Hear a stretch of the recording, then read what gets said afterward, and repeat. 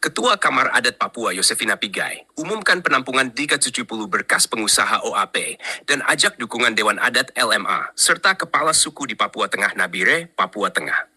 Ketua Kamar Adat Papua, Yosefina Pigai, menyampaikan perkembangan penting terkait pemberdayaan ekonomi orang asli Papua. Dalam keterangannya, ia menegaskan bahwa hingga saat ini, sebanyak 370 berkas pengusaha OAP telah berhasil ditampung dan didata oleh Kamar Adat Papua.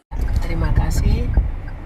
Pada saat ini, saya selaku Ketua KAP Provinsi Papua Tengah sangat bimbang dengan pembagian paket-paket yang ada di Provinsi Papua Tengah.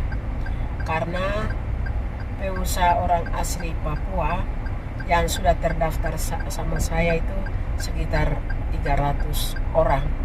Dan ini waktu semakin mepet.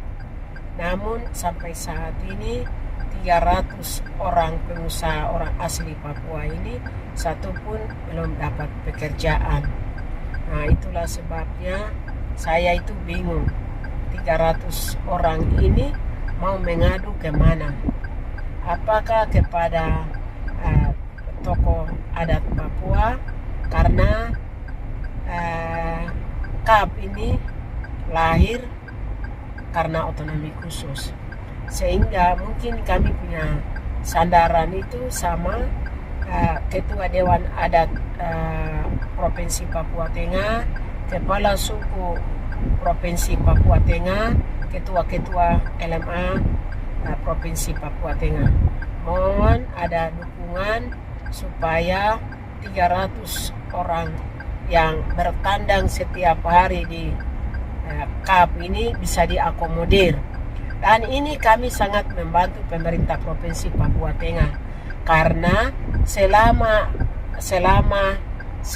terbentuknya KAP ini, kantor-kantor itu tidak diganggu oleh pengusaha-pengusaha yang sebelumnya itu mereka duduk-duduk di emperan pintu masuk kantor, merasa tidak aman juga pegawai untuk melaksanakan aktivitas mereka.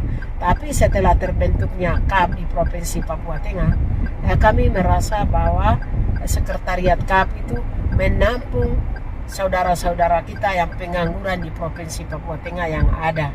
Nah, begitu. Jadi saya mohon kepada Ketua Dewan Adat, Kepala Suku Besar, Ketua LMA mendukung kami. Kalau bisa usahakan mungkin kita bisa duduk bersama-sama memecahkan persoalan ini, karena ini sangat rumit. Dan menurut Yosefina Pigai, jumlah tersebut mencerminkan antusiasme serta kesiapan masyarakat adat Papua untuk mengambil bagian aktif dalam pembangunan daerah. Namun, ia menekankan bahwa perjuangan ini membutuhkan dukungan penuh dari berbagai pihak, khususnya Dewan Adat Papua, Ketua Lembaga Masyarakat Adat LMA, serta kepala-kepala suku di seluruh wilayah Papua Tengah. Open quote, kami sudah menampung 370 berkas pengusaha OAP. Ini menunjukkan bahwa anak-anak adat kita punya potensi besar. Tetapi agar mereka bisa berjalan dengan baik, perlu ada dukungan nyata dari Dewan Adat, LMA, dan para kepala suku. Bersama-sama, kita harus memperjuangkan ruang yang adil bagi pengusaha asli Papua agar mereka tidak tertinggal di tanahnya sendiri, ujar Yosefina Pigai di Nabire. Close quote. Ia menambahkan kehadiran pengusaha OAP bukan hanya soal ekonomi, tetapi juga menyangkut martabat, kemandirian, dan masa depan masyarakat adat Papua. Dengan adanya dukungan dari lembaga adat dan pemerintah daerah, diharapkan pengusaha OAP dapat memperoleh akses lebih luas terhadap permodalan, pelatihan, serta peluang kerjasama yang strategis.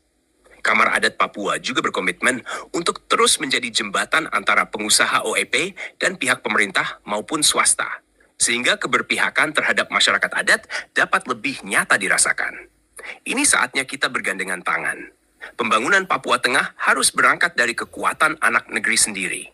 Pengusaha OAP harus diberi ruang yang sama agar bisa maju bersama, damai, dan sejahtera di tanah Papua, tegas Yosefina Pigai.